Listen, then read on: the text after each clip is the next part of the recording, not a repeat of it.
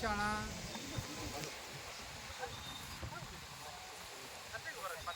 अनेक वर्ष 2024-25 या वर्षामध्ये आपली ही शाळा उत्क्रमशील शाळा आहे आणि या उत्क्रमशील शाळेमध्ये आपण जसं बघितलं शिक्षण सप्ताह असेल, केंद्रीय स्वरूप असेल, आता चालू महिन्यामध्ये एक वेगळा सप्ताह असेल किंवा अन्य वेगळ्या गोष्टी असतील. त्याचबरोबर आपण क्षेत्रभेट ही एक उपक्रम राबवते. म्हणजे प्रथम सत्रामध्ये 2-3 ठिकाणी क्षेत्रभेट आणि द्वितीय सत्रामध्ये 2-3 ठिकाणी भेट. यातनं विद्यार्थी हा विकसित झाला पाहिजे हा हेतू घेऊन आपल्या प्रशालेचे मुख्याध्यापक आदरणीय जगताप सर यांनी ही नवनवीन संकल्पना मांडल्या.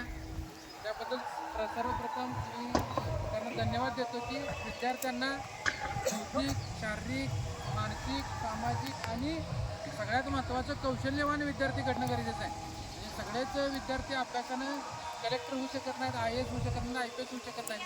म्हणजे वेगवेगळ्या क्षेत्राची सगळी माहिती त्या ठिकाणी मिळावी म्हणून आज या ठिकाणी आपण कल्पतरू नर्सरी या ठिकाणी फडतरे बंधूंची जी नर्सरी आहे या नर्सरीला आपण व्हिजिट केलेली आहे.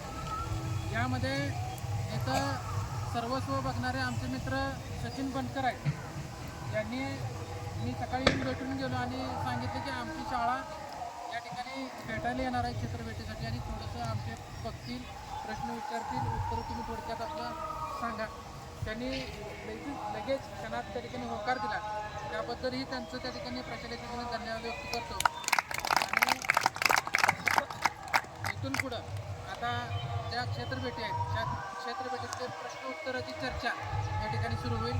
ज्या विद्यार्थ्यांना प्रश्न विचारायचा आहे त्या विद्यार्थ्यांनी फक्त हात वर करायचं, उभं राहायचं आणि तेवढ्याच एका विद्यार्थ्यांना प्रश्न विचारायचा, परत पुढचा विद्यार्थी प्रश्न विचारायचा. हां सुरू करा.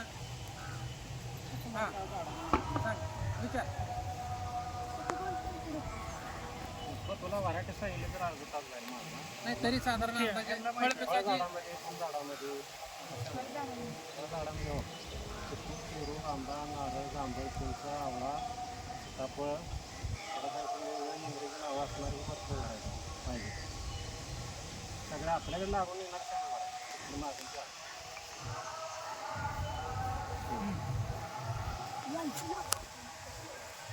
फळांची हे त्याचं कसं आहे, काय बियापासून तयार होते ते, काय झाडांची बांधायला लागते, काय सर्व तयार होत आहे करायला लागतं. हे तुमच्या समोर डाळिंबाची डाळिंबाचं रोप कसं तयार होतं सांगता? डाळिंब कसं आहे, गोटी कलम एक कलम असते. हे समोर आहे झाड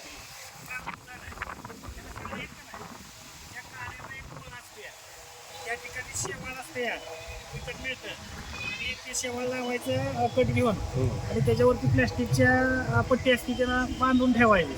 सर्वसाधारण किती दिवसामध्ये झाड लावल्यापासून वातावरण जर पावसाळ्याचं असलं 20 ते 25 दिवसात कलम म्हणजे त्यातलं डोळा निघतो बाहेर, फांदी तयार होती त्याची आणि मग ती फांदी मागच्या बाजूला काय करायची, कट करायची आणि कट केल्यानंतर पिशवीत आणून भरायची. आता हे पिशवीत आणून भरताना त्याच्या आतमध्ये जे मटेरियल वापरलेलं आहे माती आहे ना त्याच्यात माती आहे का नाही, त्याच्यामध्ये चांगल्या प्रकारचे म्हणजे खत मिसळून तयार केलेलं मटेरियल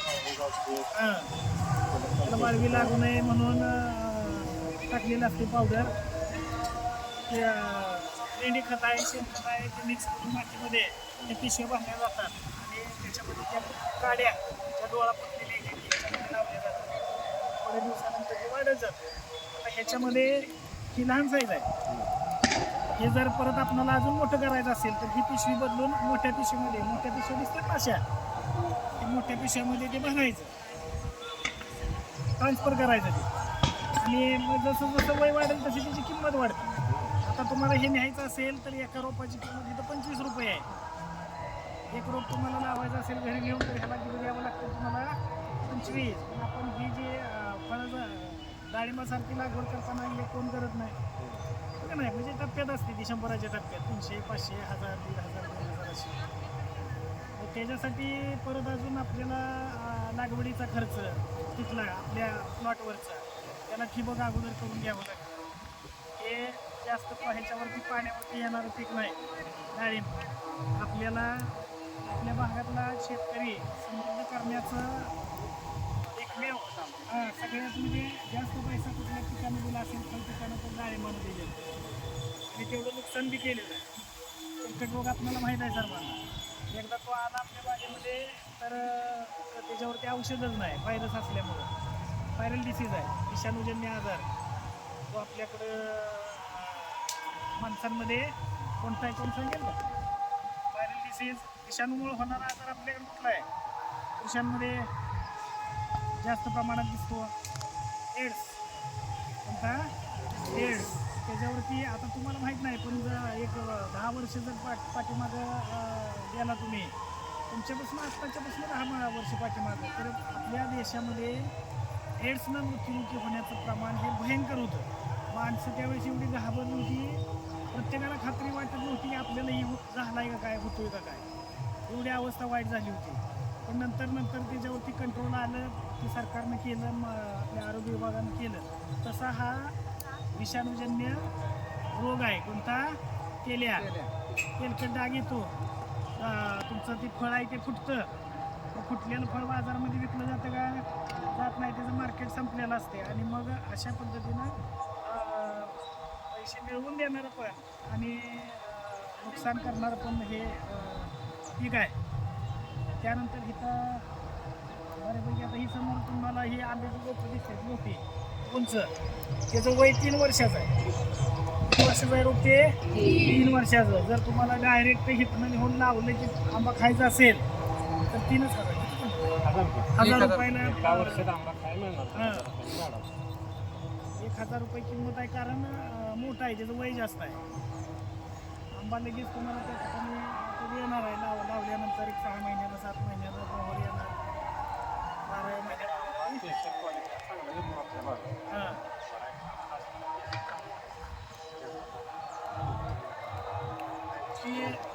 हे दिसतं इकडच्या बाजूला किंवा यांच्या शेजारचं आहे. ते कशाचं आहे? रोप कशाचं आहे? इकडे इकडे समोर दिसते.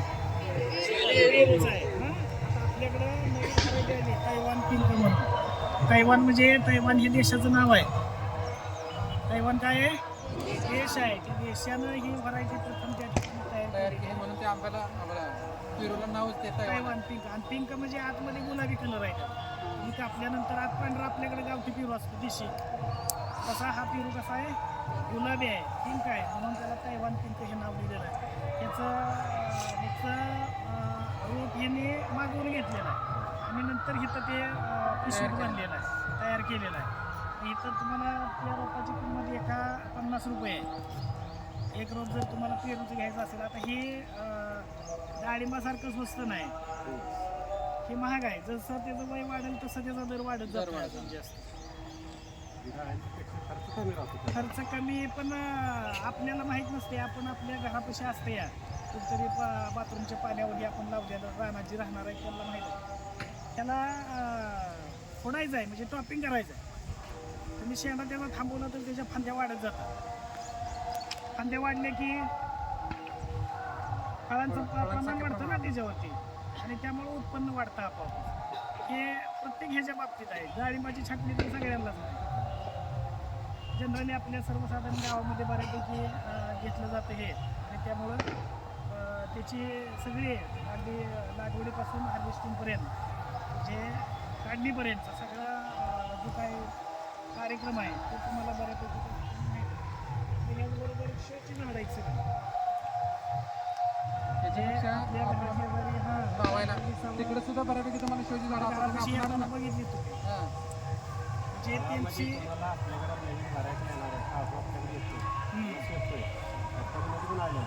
सगळी बाजूला पण चेरीची झाड आहे.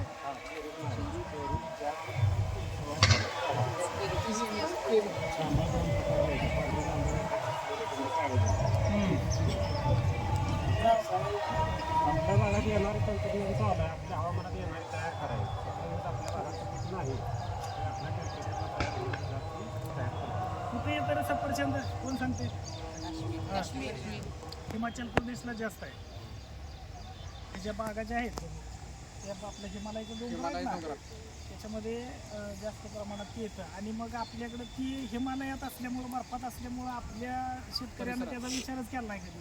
आपल्याकडे येणारच नाही हे डोक्यात त्याच्यात.